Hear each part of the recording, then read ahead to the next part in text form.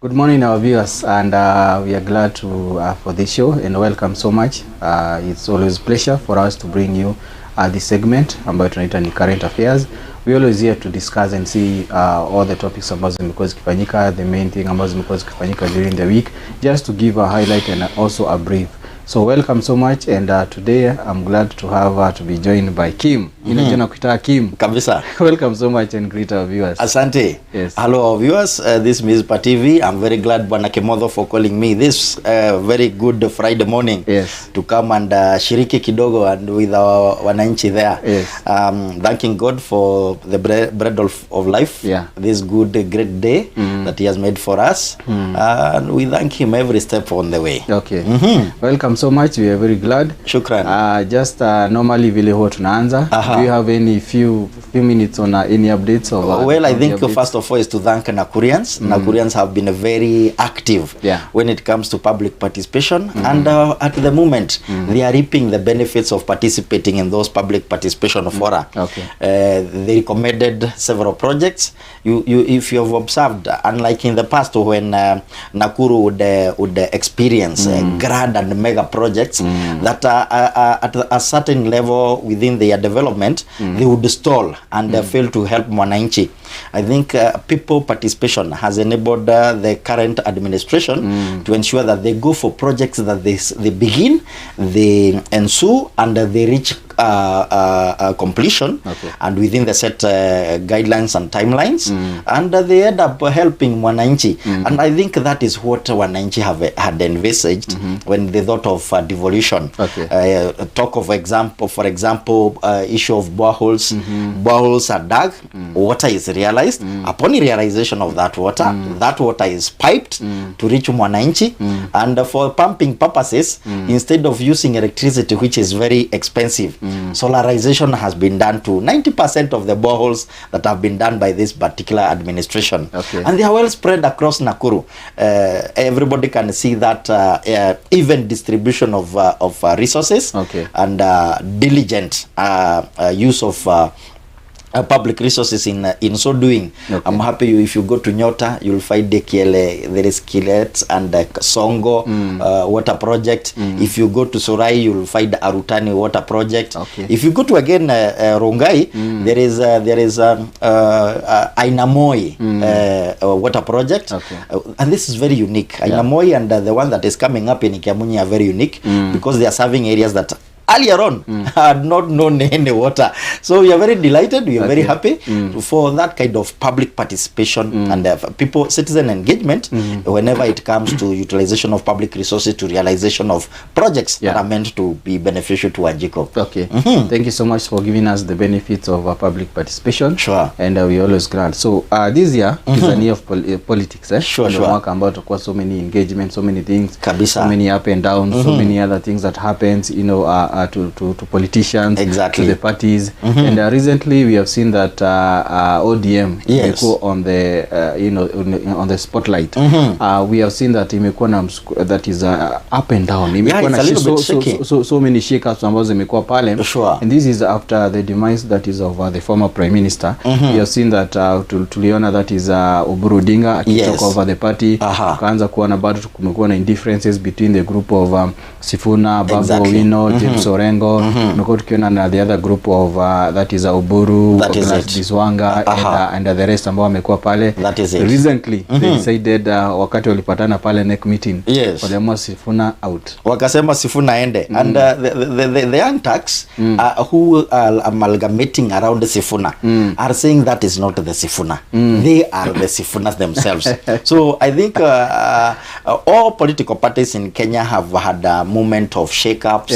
It could be internal, it could be externally influenced, and it's a little bit sad to see that after the demise of Raila Amolo Odinga, barely 3 months after his death, the party is also disintegrating, almost headed to the deathbed. I don't know whether he is calling the party from where he is, but the level of disintegration that we have seen in ODM is on a higher level, and I don't know why they are shunning away the young tax from the party, because I believe, just like in herds of cattle, if you have only the old cows that are not giving births. If you number the number of calves that are there and you find that they are very minimal, then you can be sure that the succession of that particular herd is limited.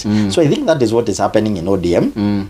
Baba appears to have been a perfect glue that brought together the young Turks, women, people living with the disabilities, all kind of people in that particular party that has gone for over 20 years strongly. Well, they are blaming the president of the Republic of Kenya for their disintegration, and I don't think the president means bad for this particular party. We've seen him, he gave Raila Amolo Odinga a befitting state burial. So I don't think President William Ruto has anything to do with the disintegration that they are going through. I think it is their own internal affairs, and they need to cement the party from within. We have had those who have been strong words of the party. We've had Siba Arati. He's strongly in broad-based government. We have Abdul Naswad in Mombasa. He's firmly in broad-based government. I think so. It's the issue of do we remain in government? Do we go back to, when you are used to opposition, Wanakimodo, it's not easy to survive in the government because the opposition, just like we are seeing now with the likes of Rigathi Gachagua and the like who are in the opposition, you can only survive when you are critiquing the government, and for this particular time, not just critiquing, but appearing to offer solutions to those kind of challenges that you find in the current administration. So we are yet to see. It's a kind of a movie that is unfolding. I'm interested to see the young men and young ladies who are pro the young Turks who are in ODM. I saw and listened to the press statement that were released by that chunk of ODM led by Sifuna himself, Babu Owino, the James Orengo, and even Wino Diga. And I think we are headed to a major split, not just the fragmentation that we are seeing around here. And we are interested to see whether, because what I'm seeing from Sifuna and the Sifuna phenomenon now, Sifuna is no longer Sifuna. It's a Sifuna phenomenon. When you find the young Turks branding donning in t-shirts and caps written that Mimi dear Sifuna, Sisi dear Sifuna. I think it's a movement that is going to be interesting going forward.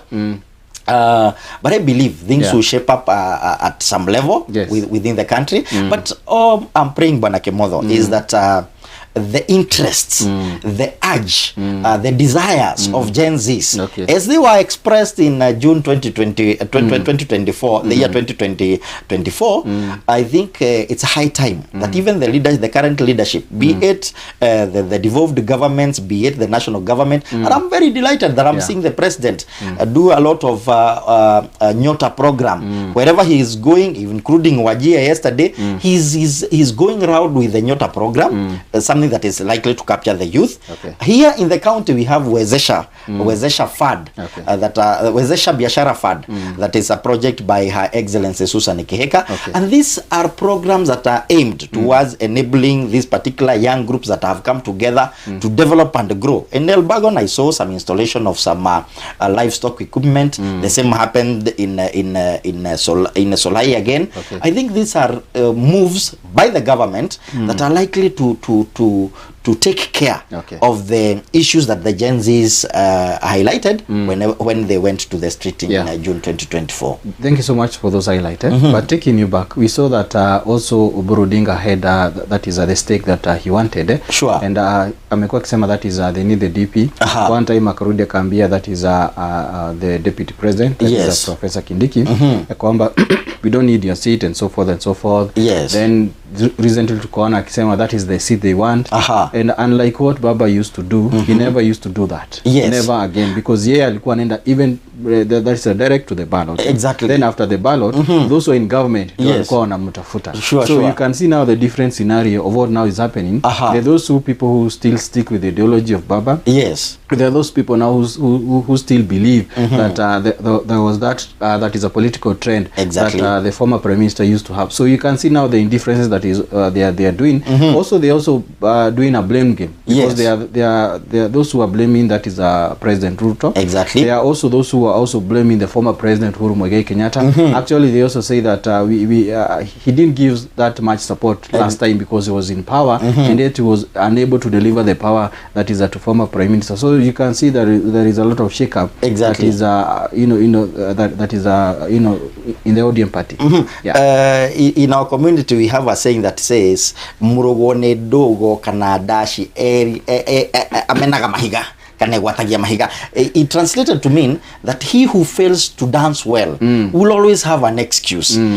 When these parties disintegrate, they will always have somebody to blame. Why are they blaming Uhuru Muigai Kenyatta? He is busy with his jubilee. Why are they blaming President William Ruto? He is busy defending his territory. And I didn't expect, and they also don't expect, that the president will just fold his hands and wait for a defeat coming from ODM. Remember, at some moment he had to remind Sifuna that wait, Sifuna, go slowly, because I am a founder member of this particular party. And in the last days, the hours of Raila Amolo Odinga on this planet Earth, he used to tell us, or rather he mentioned, that come 2027, ODM will have its presidential candidate. Who knows? Maybe that presidential candidate is one of the founder members of ODM, and that is President William Ruto. So these are the kind of unfoldings that we are experiencing, and they are very interesting. I believe they're going to become even more interesting going forward. But I must thank the leadership that all that we are seeing is disintegration, but there is a lot of peace in the country. And for that peace to prevail, definitely leadership has taken some firm steps towards sustaining that particular peace. But I keep asking myself, when will these people sit down, build their party without blaming? Well, because whenever you blame others, you'll hardly have time to correct your own mistakes. Who are not members of your party also. Because it will take, and even if they interfered with externally, it is them to develop a thick skin. It is them to develop internal mechanisms of handling any external forces. Because if they are feeling Uhuru Kenyatta, who is retired, if they are feeling William Ruto, who is running for a second term in office, what about the other young thugs and other more energized people in the opposition, like Rigathi Gachagua with his DCP? I think they are up for a rude shock if they don't call their house to order. And again, is there any problem with President William Ruto interfering with other political parties? There is none. We have seen it before. President Moi, the late President Moi, when faced with this kind of a scenario, he ensured that hata tuko nasema alidunga vyama vya upinzani ile sidano ya kuhakikisha kwamba hawajapanga uzazi. We had proliferation of political parties. What is the meaning of this? What is the importance of having so many political parties to the president, to the incumbent? Whenever there is fragmentation of the opposition, it's almost assuring him of a clean sweep come to 2027. Thank you so much. So there is also another news that we saw during in a local television concerning the Ministry of Education. Walisema walimaliza now collecting data because they were collecting data on all the schools and to know the number of students, and they came across there is a figure that the CS Ogambo gave of a misshap of 500,000 students goes to students, meaning that there is a misshap of the data that was collected to the schools and also to the other institutions that they were able to collect.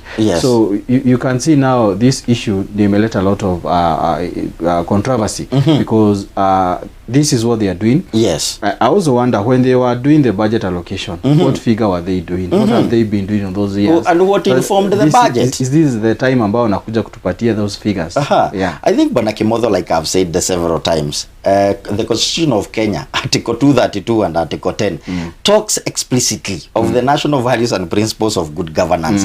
And if Ogamba cannot be honest enough to tell us the figures that informed their budgeting exercise, how did they plan? What figures informed their planning? Because if they did not have the figures, definitely they would not have come up with a budget. Why are we not finding that they had insufficient numbers? Why are the numbers bloated? I wish we had a case of the numbers were not well taken care of. We did not capture some students. But in this particular case, we are talking of 5 5,000 students who are ghost students. I think Ogaba needs to get serious, and I appeal to the President of the Republic of Kenya to deal decisively with some of these people, because this is a regime that came to power on the promise of honesty, on the promise of transparency, on the promise of fair and good governance. So I think as we call upon those in leadership to envisage and to promote values and principles of good governance, I think it's high time that the president and the leadership of this country held people responsible, held people accountable for their doings, because where we are talking of an excess of a number of 5,000 students. What about the ghost schools themselves? Yes, they are the same centers that serve as ghost polling stations. So this is informing us of what to expect come 2027. I think it's a high time that those schools were visited, and I called upon even the opposition to illuminate some of these happenings and make sure that those people who are responsible are held accountable. We also saw that he said that he's going out to to forward the number of the principals, the county directors, to the investigators to do the same thing. What for? Who is in charge of this ghost school? Who is the beneficiary of this particular monies that are allocated to those schools? He doesn't need to investigate anything. One, why are we told every year in, year out that there exists a ghost school whose only existence is a gate that is well labeled, well colored, and with those writings on the walls? I think it's a high time that we don't do those investigations that end up being useless anyway. Let us hold these people accountable now. And now, that is something that the ministry and the other problem, Bwana Kimotho, when you talk of 5,000 students, are we not opening a leeway for generation of future criminals? Because how sure are we that these students are going through the right scheme that has been set, the right program, the right education program that has been set? Could it be a plan to have 5,000 criminals in 10 years to come? Because and this could have some foreign ramifications.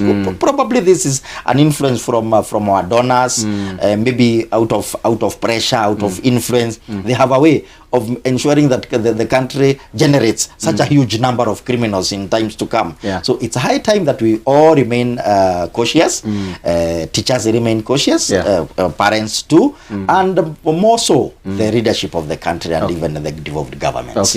We are really hoping that something is going to be done. Plus, why are we not devolving education fully? One of the 10-point agenda of Raila Amolo Odinga when he came to broad-based government was that whatever remains undevolved for all devolved units. We have only devolved vocational training centers. We devolved the ECDs. Why are we not devolved? I think that will cure this particular problem, because how could a ghost school exist in Nakuru without the knowledge of the 55 MCAs and even the additional nominated ones that we have, plus the kind of oversight that we have seen from the citizens, the Labanum Sudis of this country and the Masharias and the like? I think we need to be serious. Thank you so much. Welcome. You know, that is the former president, that is Mike Kibaki, did a lot of initiative, tried to bring education, and it was something that was so much applauded by so many other leaders. We're really hoping that something is going to be done. Now, on another issue is that the issue of insecurity. We have seen that we are still having gangs in centers. We have seen in Nairobi, Mombasa, and other areas. And we saw that is the CS that is speaking about it. And something needs to be also enticed. Speaking of the same. And we also saw something that happened yesterday when the president was giving out, on the program of the Nyota program. We saw somebody trying to come out from behind and try to attack the president. And also at the same time is the same thing. The same season that the president is saying he's going to open the the borders on April. Yeah. I think Bwana Kimotho, security of this country need not be compromised. And I'm happy with the kind of initiatives that have been done by a number of leaders. We have David Gekaria of Nakuru Town East, who has been grouping together youths and assisting them with initial capital for their businesses. We have had Her Excellency Governor Susan Keheka try to lure the students who have not made it to the universities, at least to join our 41 vocational training centers, which are being built and established every now and then, so that and there is some capitation for them, 30,000 per every student who gets to our vocational training centers, so at least they can utilize their time more meaningfully and more progressively and constructively for at least their future and even for the safety of this particular country, because remember, these are very energetic young men and women. They are scholarly upright. They have also some psyche, some morale to learn a few things here and there. If we do not direct them to learn the good things, we should not blame them. If we find them in the dungeons as gangs, away raiding us along the ways, I think we have a responsibility, each and every one of us, be it the parents. We need to talk to our sons and daughters. There is a lot of indulgence in illicit alcohol and drug abuse. And I think this is also an area that needs to be addressed. And I ask, where is Nakada? I think Mutudho needs to go back to Nakada. or if we don't have a Mutudho, we need a younger Mutudho, because Honorable Mutudho, when he was in Nakada, such things used to be under control. So Nakada needs to get serious if we are to curb the kind of proliferation of criminal gangs. The other thing is joblessness, Bwana Kimotho, which is partially being addressed by the Wezesha Fund program by the county government here, the Nyota program by His Excellency the President of the Republic of Kenya, but more so that kind of joblessness and loss of hope. Whenever our young men and women lose hope, they get lured into these particular criminal gangs. Especially whenever politicians are involved, because they find it as a shady area where they can hide themselves, especially when they are getting some tips from these particular politicians who use them from time to time. And I pray to God that this thing gets capped before you get to the general election. Especially when speaking of a politician. Yesterday the CS Murkomen, when he appeared in parliament, he was saying that those gangs are being used by politicians, sitting in this house, sitting in the House of Senate. They are being used also in other people, in other political, that is executive offices. What is your take on that? I think, Bwana Kimotho, it's a high time the IG got serious. Remember, we have had even attacks of some opposition leaders, even in a church service, in several church services, and we have had the IG of the police blame criminal gangs associated with those politicians, and we ask, then so what? What action remains to be taken? And who is to take this action if not him? So, Bwana Kimotho, this kind of blame game that these criminal gangs are cultivated, are promoted by politicians, should stop. Get these politicians, investigate them, hold them accountable.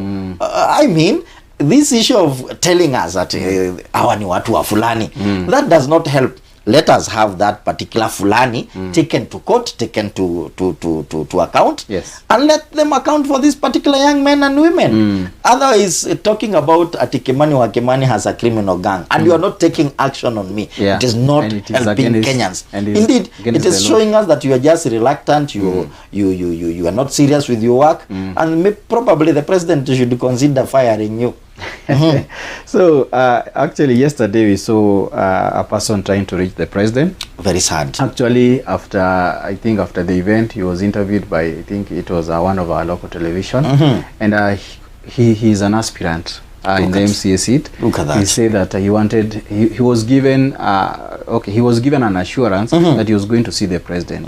So according now to him, he said that alienda akaona the president is ending his speech. And he doesn't have an opportunity of seeing him. No any other because immediately after such a political gathering, we know the kind of speed that the president is usually whisked away by his... So he did his own calculation, akajua, akaona, akafanya mahesabu yake yote, then chua. Little did he know that he was risking his life because the kind of sweep that he got from the security organs of the president, I'm even fearing for him. I would encourage him to go and have a medical checkup. Probably he has some internal bleeding that may turn fatal. Otherwise, for all Kenyans and especially our youth, don't be this naive to play around with the security of the head of state. President William Ruto may be youth-loving, but that does not remove him from his security. Remember, they're not just guarding President William Ruto. No. They are guarding the presidency and the CIC of this particular country. So our fellow youth, kindly use other channels. Your chief, your area chief has an office called the office of the president. Kindly take your issues there. They will reach the president by the following day. So do not injure yourself, do not expose yourself with such kind of unimagined kind of steps towards the head of state. Wait until you get your time. If you don't get your time, use other channels. Use the chief's office, the DO, the DC, and your other elected leaders. You can also use the governors and remember, the president had called all UDA aspirants to State House. I would wonder which seat is he vying for and which ticket, because if you want to see the president just clad in very good yellow colors, and whenever the other aspirants are going, get to know who is enlisting them for that particular exercise, and you'll have it without kicks and blows, the kind of blows that we had landing on your smooth skin and soft bones. We also saw the president say that he's opening ventures on our business interaction with other countries. So he said that after 12 years, that is 12 years, he's going now to open the Kenya-Somalia border that was initially closed due to other factors that were there. And he said that he's going to come back on April to come and open that is, the gateway now, or the borders between now the two countries. Is it politically motivated? Is it business motivated? I think if you listen to our dear President William Ruto, he has always been very categorical on his way of taking this particular country to Singapore. And I think this, among other initiatives and other programs that is coming up with, to ensure that the country is open for economic competition and economic well-up of this particular country, opening markets within and even beyond our borders. And the only question that we would like, or rather ask, that be taken is we saw him talk of issuance of IDs to northeastern Kenya, and this also had the issues with the boundary issues and the influx of foreigners. I think this needs to be put into check. Once it's put into check, I think we also need to benefit from whatever comes from Somalia, if there is any. And we also need to get to know what is it that we can trade with our neighbor Somali, because we are doing it with Uganda, we are doing it with Tanzania. Why not Somali? And we know the kind of energy that this kind of community usually display when it comes to their trade expertise. We've seen them expand this really massively, and I'm told if you want any kind of garment and at a cheaper price, especially if you are a wholesale trader, all you need to go is to get to Isiri, get your bundles, get your mitumba bales, come and sell in other regions. So I think it's a good thing. All that we need is to take caution, and especially so when it comes to security issues. Thank you so much. I think now you have come to the end of our show. Maybe your last comment to our viewers as we end the show. Mine, just like I began, Bwana Kimotho, is first of all to thank our viewers for choosing Mizpah TV. And they shouldn't just choose Mizpah TV. They should also take a step and come to Mizpah House of Prayer and partake the kind of grace, the kind of glory that I usually get every Friday whenever I come here. So tomorrow is Valentine. I don't know what plans you have. For me, I will see towards the end of the day the kind of plans I will have. And for all the viewers, let us maintain peace wherever we are, and let us trust God for moments ahead. You know, people and this kind of prayers that Kenyans have always exercised, that Mungu saidia Kimotho awe rais wetu. I don't want, I encourage Kenyans to ask God, give us leadership, and leave it to him. Don't take to God those who you want to be leaders. No, he has his plan. All we need is to leave ourselves to his plans and his will. May his will be done. Thank you so much for joining our show. Asante. We're always glad. Shukran. And also thank you to our viewers. This show is brought is coming to you from Mizpah House of Prayer. Mizpah House of Prayer is just 14 kilometers from Nakuru town on your way, that is to NURU. That is a highway. You can always come here. It is always open. That is 24/7. Come and do your own meditation. It's something that is always good. We always have services each and every day. So thank you so much for being with us. May you have a blessed day. God bless you.